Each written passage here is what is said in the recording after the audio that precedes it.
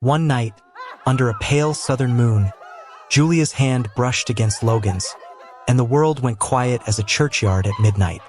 His heart thundered like a runaway horse, torn between love and the ghost of his brother still sitting heavy on that porch. Folks in town whispered, kinfolk turned cold, and shame clung to him like mud after a storm. Yet no matter how hard he tried, the fire in his chest kept burning hotter, burning louder, burning for the one woman he was never meant to love. And Lord, once that kind of fire starts, it don't never go out easy. The summer sun leaned heavy on the roof of the old farmhouse when Logan came back home. Heavy, I tell you, like it had been waiting on him, waiting on his sorrow. Folks whispered his name soft, soft as dust, like it carried a shadow.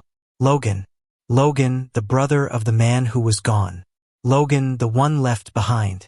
Julia sat on the porch in her black dress, the dress that had seen too much crying, the dress that had turned from cloth into memory. She was his brother's widow, and yet, when Logan's eyes touched hers, something stirred. A flicker, just a flicker. But you know how fire starts, always with a flicker. "Evening, Julia," Logan said, voice low, voice slow, voice almost breaking. She nodded, holding her hands tight, tight, like if she let go, they might fly apart into the night. Between them hung a ghost, the ghost of his brother, the ghost that lived in every nail of that porch, every breath of that house. But once a seed is planted, even in hard, dry soil, it finds a way to crack open. And Lord, something was cracking.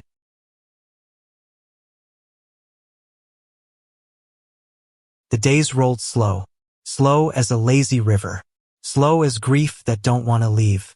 Logan fixed her gate, mended her roof, chopped her wood. He did the things his brother once did. And every time her eyes followed him, soft as rain, heavy as storm. And folks noticed. Oh, you know folks always notice. Whispers crawled through the town like snakes through tall grass. "Ain't right," they said. "Ain't right. A man looking at his brother's widow that way." One night, the moon sat low and pale, and Julia stepped close. Her hand brushed his, just a whisper of a touch. But Lord, a whisper can be louder than thunder. "Julia," Logan said, pulling back fast, like he'd touched a hot stove. "We can't. Folks won't forgive it." Her voice cracked like dry wood in the fire. "I ain't a skin them to forgive it. I'm a skin if you feel it too." The night went quiet, quiet and loud all at once. But hearts don't listen to shame. No, sir. Hearts don't listen to whispers. Hearts only listen to the beat inside him. And Logan's heart was beaten wild. Beat so wild he dreamed of Julia every night. Dreamed of her hair on his chest. Dreamed of walking beside her with no shadows chasing. But he woke each morning with guilt heavy as iron chains. The family gathered one Sunday, after the preacher's words still hung in the air.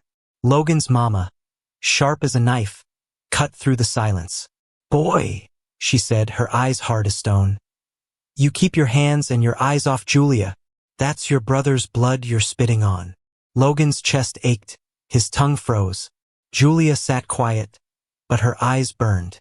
And so the war began. Not with guns, not with fists, but with hearts, with shame, with silence.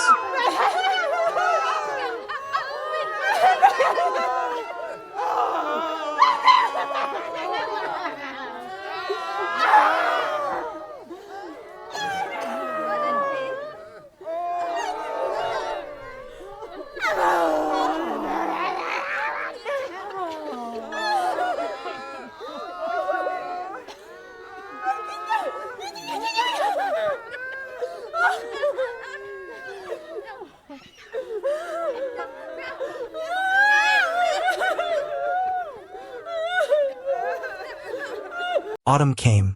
Leaves fell one by one, like patience slipping away. Logan could not stay away. No, he could not. Her house called him like a hymn, called him like a sin. One night he knocked. She opened. Lantern light painted her face gold. They just stood there, the night holding its breath. Then Logan stepped in. He kissed her, soft at first, then like a dam breaking, like a flood rushing. Julia trembled, but she did not pull away. No, she did not. And love was born that night. Love or fire. Maybe both. But fire in the dark? Folks always find it. And they did. Old men spat when Logan walked by. Women pulled their children close when Julia passed. The church turned cold, colder than winter wind. His own kin shut him out. His mama slammed doors. His cousins looked away. But the hardest cut came from his daddy. One night, his voice low, his words final. "You ain't my son no more." Logan stumbled under those words. But Julia's hand found his. "You still mine," she whispered. And that was enough for a while. Winter came hard. Snow like a sheet pulled over the earth.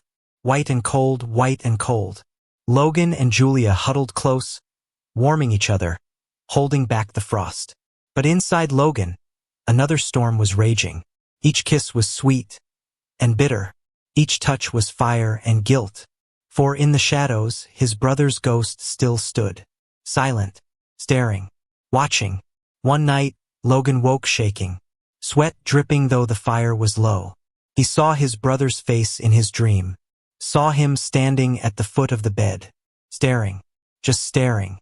"I can't carry this," Logan whispered, hands pressed to his face. Julia touched his arm, her voice raw. "Then let me carry it with you." But shame, oh shame, it gets heavier when two try to lift it. Spring came, soft and green, but love had turned to chains. Chains that rattled, chains that cut. One morning, Logan saddled his horse. No word, no note, just hooves beating the dirt, fading into the hills. Julia stood on the porch, her hands folded. Years later, folks said Logan still wandered. Never stayed too long in one place, working odd jobs, sleeping under strange skies. But wherever he went, he carried Julia's voice in his chest, soft as prayer, heavy as sin. And Julia? She never took another man's hand, never wore another man's ring. Some nights, when the wind blew through the empty farmhouse, folks swore they heard her humming low, humming like she was still waiting for him. Because some loves ain't meant for blessing. Some loves ain't meant for forgiveness. But Lord, once they start burning, they never stop.